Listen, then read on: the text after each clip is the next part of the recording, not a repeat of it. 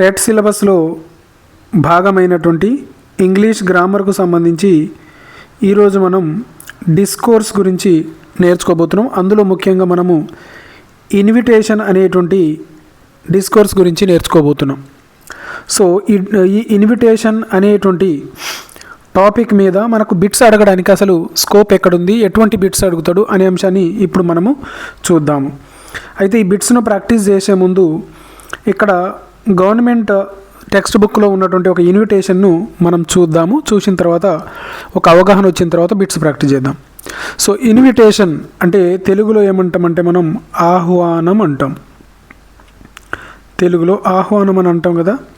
So ఇక్కడ గమనించండి, ఇప్పుడు ఇన్విటేషన్ అంటే ఇగో ఇది గవర్నమెంట్ రిలీజ్ చేసినటువంటి టెక్స్ట్ బుక్లో ఉన్నటువంటిది.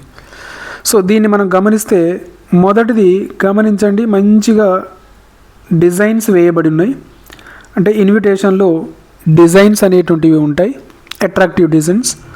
దాని తర్వాత గమనించినట్లయితే ఇన్విటేషన్ మ్యూజికల్ ప్రోగ్రామ్ ఇక్కడ గమనించండి. అంటే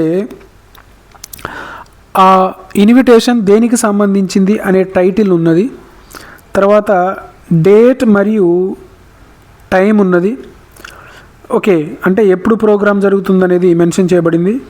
వెన్యూ అంటే ప్రోగ్రామ్ ఎక్కడ జరగబోతుంది అనేటువంటి తెలియజేసేటువంటిది. సో ప్రోగ్రామ్ ఎక్కడ జరుగుతుందో తెలియజేసేటువంటి వెన్యూ ఉంటుంది. తర్వాత ఎవరు గెస్ట్గా వస్తారో మెన్షన్ చేయాలి ఇన్విటేషన్లో. తర్వాత వెల్కమ్ అడ్రస్ ఉంటుంది, కల్చరల్ ప్రోగ్రామ్స్ ఉంటాయి, డ్యాన్స్, సాంగ్, ఓకే ఇటువంటి. నెక్స్ట్ కింద ఆల్ ఆర్ వెల్కమ్ అనేటువంటిది రాసి ఉంటుంది. అదేవిధంగా ఇన్వైట్ చేసేటువంటి వారు ఎవరు అనేటువంటిది మెన్షన్ చేసి ఉంటుంది. సో ఇవన్నీ ఇన్విటేషన్లో మనం మెన్షన్ చేయవలసినటువంటి అంశాలు, ఇవన్నీ ఇన్విటేషన్ కార్డులో ఉంటాయి. ఓకే, మొదటిది డిజైన్గా చేయాలి, తర్వాత డేట్ అండ్ ప్లేస్ మెన్షన్ చేయాలి, తర్వాత ఎక్కడ జరుగుతుందో చెప్పాలి, గెస్ట్ ఎవరు వస్తున్నారో చెప్పాలి, వెల్కమ్ అడ్రస్ అంటే అక్కడ ప్రోగ్రామ్ ఎవరు ఆర్గనైజ్ చేస్తారనేటువంటిది ఉండాలి, తర్వాత అక్కడ జరిగేటువంటి కల్చరల్ ప్రోగ్రామ్స్ గురించి కూడా చెప్పాలి. అయితే ఈ ఇన్విటేషన్ అనేటువంటిది సందర్భాన్ని బట్టి మారుతూ ఉంటుంది, రైట్. అది బర్త్డే పార్టీకి సంబంధించిందా, స్కూల్ వెల్కమ్ పార్టీకి సంబంధించిందా, కాలేజీ ఫేర్వెల్ పార్టీకి సంబంధించిందా, ఆ సందర్భాన్ని బట్టి ఇన్విటేషన్లో కొన్ని మార్పులు ఉంటాయి. మనకు బిట్ అడిగేటువంటిది అసలు ఇన్విటేషన్లో మెయిన్గా ఉండాల్సిన అంశాలు ఏంటివి, దాన్ని ఎలా ప్రిపేర్ చేయాలనేటువంటిది. సో ఇక్కడ నేను ఆల్రెడీ ఒక 30 బిట్స్ను ప్రిపేర్ చేయడం జరిగింది. అవి ఒకసారి మీరు చూస్తే మీకు టోటల్గా దాని మీద ఒక అవగాహన అనేటువంటిది రావడానికి అవకాశం ఉంది. సో ఇప్పుడు మనం బిట్స్ అనేటువంటిది చూద్దాం. An invitation card, right? An invitation card is mode of dash communication, right? Invitation card అనేటువంటిది ఏ రకమైనటువంటి communication. Next informal, formal, personal, oral. ఇది అనేటువంటిది ఏంటిదంటే ఫార్మల్. ఇన్విటేషన్ కార్డ్స్ అనేటువంటివి మనం అఫీషియల్గా ఉపయోగిస్తాం కాబట్టి ఇది ఫార్మల్. ఇన్విటేషన్ కార్డ్ అనేటువంటిది formal mode of communication. Invitation card is a mode of formal communication. Okay, అఫీషియల్గా ఇన్వైట్ చేయడం. Next an invitation card used to invite, ఎవరిని ఇన్వైట్ చేయడానికి, guest, relatives, friends, all of the above. Invitation card ఎవరి కోసము అంటే all of the above. గెస్ట్లను invite చేయడానికి, రిలేటివ్స్ని ఇన్వైట్ చేయడానికి, ఫ్రెండ్స్ని ఇన్వైట్ చేయడానికి. సో వీరందరికీ మనము ఇన్విటేషన్ కార్డ్ అనే దాన్ని ఉపయోగిస్తాము, ఆహ్వాన పత్రికను. an invitation card invitation may be for a dash program. ఏ ప్రోగ్రామ్ కోసం, formal program, informal program, formal or informal. Next school only. ఈ ఇన్విటేషన్ కార్డును మనం దేని కొరకు ఉపయోగిస్తాం, ఫార్మల్కు ఉపయోగిస్తాం, ఇన్ఫార్మల్కు ఉపయోగిస్తాం, రైట్. స్పెషల్గా స్కూల్ కోసం అనేటువంటిది ఉపయోగించాం కాబట్టి ఆప్షన్ సి అనేటువంటిది కరెక్ట్ ఆన్సర్ అవుతుంది. ఇన్విటేషన్ అనేటువంటిది ఫార్మల్ మరియు informal. Next the first point to remember while writing an invitation is, okay, invitation card రాస్తున్నాము అంటే, ప్రిపేర్ చేస్తున్నామంటే మొదట మనం గుర్తుంచుకోవాల్సింది ఏంటిది, suitable format, layout and design, signature, stamp, program, paragraph writing.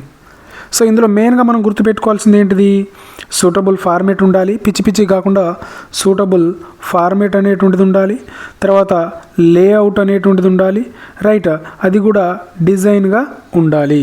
So ఆ విధంగా. సో ఆన్సర్ వచ్చేసి ఏ అనేటువంటిది కరెక్ట్ ఆన్సర్ అవుతుంది. Next, which detail should be mention in invitation. ఇన్విటేషన్లో ఉండాల్సిన డీటెయిల్స్ ఏమేమిటి అంటున్నాడు. Date, time, venue, all of the above.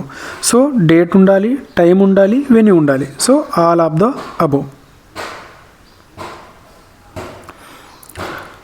Next, sixth one, and invitation should be mention dash. ఇన్విటేషన్లో పక్కాగా మనం మెన్షన్ చేయవలసింది ఏంటిది, who is inviting, next weather, holiday list, uniform. So ఇందులో మనం పక్కాగా మెన్షన్ చేయాల్సింది ఏంటిది, హూ ఈజ్ ఇన్వైటింగ్, ఎవరు ఇన్వైట్ చేస్తున్నారు, రైట్ అనేటువంటిది. Next, suitable picture and dash should be used, right. Harsh words, suitable పిక్చర్స్తో పాటు ఇంకేం ఉపయోగించవచ్చు. హార్ష్ వర్డ్ అంటే కఠినమైన పదాలు, లాంగ్వేజ్ వేరేగా ఉండడమా, పొలైట్ ఎక్స్ప్రెషన్స్, స్లాంగ్, కమాండ్స్ ఉండాలనా, అందులో ఒక రకమైన స్లాంగ్ ఉండాలనా అంటే ఇవేమి కావు, అందులో పొలైట్ ఎక్స్ప్రెషన్ ఉండాలి. అంటే మా కార్యక్రమానికి దయచేసి రాగలరనో, మీ యొక్క రాక మమ్మల్ని ఎంతో సంతోషపరుస్తుందనో ఆ విధంగా మెన్షన్ చేస్తాం కదా. సో అవన్నీ మీరు మ్యారేజ్ ఇన్విటేషన్ చూడొచ్చు, బర్త్డే ఇన్విటేషన్స్, ఇవి ఈ మనం బిట్టు చేసేంతసేపు మీకు మైండ్లో ఉండవలసినవి, రైట్. ఇంకేదైనా అఫీషియల్ ప్రోగ్రామ్ ఇవి కూడా. The border of the invitation should B, invitation యొక్క బోర్డర్ ఎలా ఉండాలి, plain, beautiful design, empty, colourless. So ఇంతకుముందు ఆల్రెడీ చెప్పుకున్నాం కదా మనం, బ్యూటిఫుల్ డిజైన్స్ అనేటువంటివి అందులో ఉండాలి. అందుకే మన ఇంటికి వచ్చేటువంటి ఇన్విటేషన్ కార్డ్స్, మన ఇంటికి ఎక్కువగా వచ్చేటువంటి ఇన్విటేషన్ కార్డ్స్ వచ్చేసి మ్యారేజ్వి.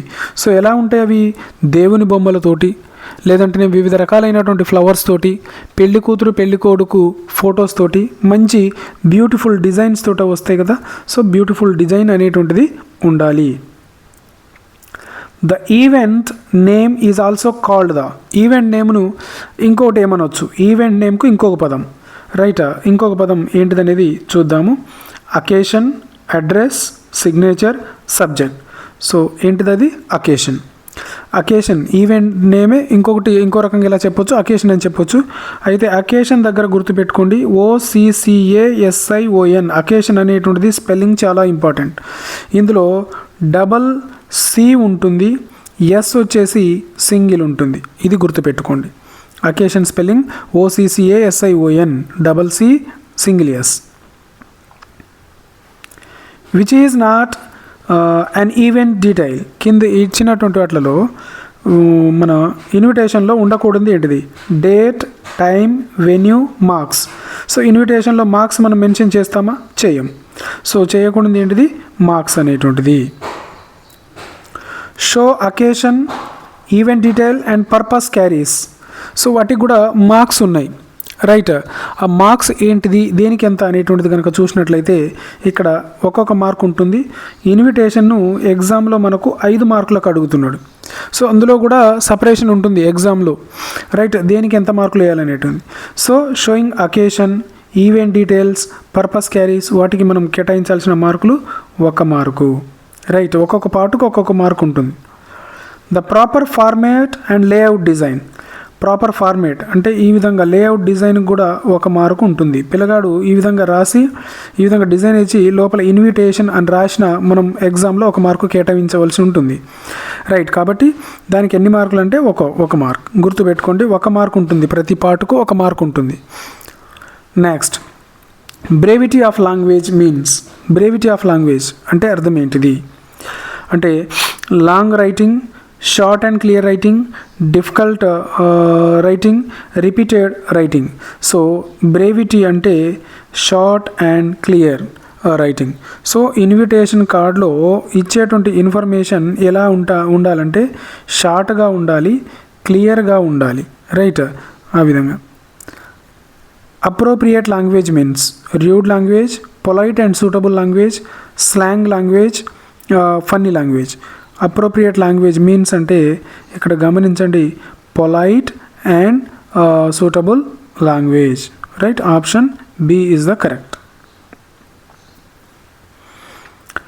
Sentence formation and grammatically carry. Sentence ఫార్మేషన్కు గ్రామటికల్ క్యారీ అంటే గ్రామర్కు అందులో సెంటెన్స్ అనేటువంటిది గ్రామటికల్గా కనుక రాస్తే, నీట్గా మంచిగా రాస్తే అప్పుడు మనం కేటాయించాల్సిన మార్కులు ఎన్ని అంటే 1 మార్కు కేటాయించాలి. రైట్, ఇప్పటిదాకా మనం చూసాం సెంటెన్స్ ఫార్మేషన్కు 1 మార్కు, అదేవిధంగా గమనించండి ప్రాపర్ ఫార్మేట్ లేఅవుట్ డిజైన్ చేసినందుకు 1 మార్కు, అదేవిధంగా షోయింగ్ అకేషన్ ఈవెంట్ నేమ్ రాసినందుకు 1 mark. Next, the total marks allotted to invitation writing are. ఇప్పుడు అడిగాడు ఇన్విటేషన్ రాసినందుకు అలాట్ చేసే మార్కులు ఎన్ని అన్నాడు. ఎన్ని అని చెప్పుకున్నాం ఇంతకుముందు, 5 మార్కులు. సో 5. ఇది చూడండి, 5 criterias, each one 5 marks. The language used in an invitation should be polite ఉండాలా, హార్ష్ ఉండాలా, హ్యూమరస్ ఉండాలా, యాంగ్రీ ఉండాలా. అందులో ఉండాల్సిన లాంగ్వేజ్ పొలైట్గా ఉండాలి. Next, and invitation is mainly a form of. Invitation అనేటువంటిది మెయిన్గా ఏ ఫామ్ అది? Communication, calculation, drawing, story writing. So invitation అనేటువంటిది కమ్యూనికేటివ్ ఫామ్ అది. సో ఇవి ఈ ఇన్విటేషన్ అనేటువంటి డిస్కోర్స్కు సంబంధించి టెట్ ఎగ్జామ్కు సంబంధించినటువంటి బిట్స్. ఇంకా మా ఛానల్ను సబ్స్క్రైబ్ చేసుకోకపోతే తప్పకుండా సబ్స్క్రైబ్ చేసుకోగలరు, మీ ఫ్రెండ్స్ తోటి షేర్ చేయగలరు, వీడియోను లైక్ చేయగలరు. ఇప్పటిదాకా ఏమేం క్లాసులు అయినాయంటే టెట్ గవర్నమెంట్ రిలీజ్ చేసినటువంటి టెస్ట్ సిలబస్కు సంబంధించిన టాపిక్స్ ఏవైతే ఉన్నాయో అన్ని టాపిక్స్ మీద ఈజీగా మీరు గ్రామర్ రూల్స్ తోటి సంబంధం లేకుండా బిట్స్కు ఆన్సర్ చేసే విధంగా లాజిక్స్ కలవు. ఇంకెవరైనా చూడకపోతే తప్పకుండా చూడగలరు. ఈ మిగిలిన బిట్స్ అన్నీ కూడా, ఇంకా చాలా బిట్స్ ఉన్నాయి, ఈ బిట్స్ అన్నీ కూడా మీకు కావాలి అనుకుంటే నాకు పీడిఎఫ్ లింక్ అని కామెంట్ చేయండి, లేదా పీడిఎఫ్ అని అయినా కామెంట్ చేయండి. మీకు నేను లింక్ ప్రొవైడ్ చేస్తాను. ఆ లింక్ ద్వారా మీరు వాట్సాప్ గ్రూప్లో జాయిన్ అయ్యి ఈ పీడిఎఫ్ను డౌన్లోడ్ చేసుకోవచ్చు.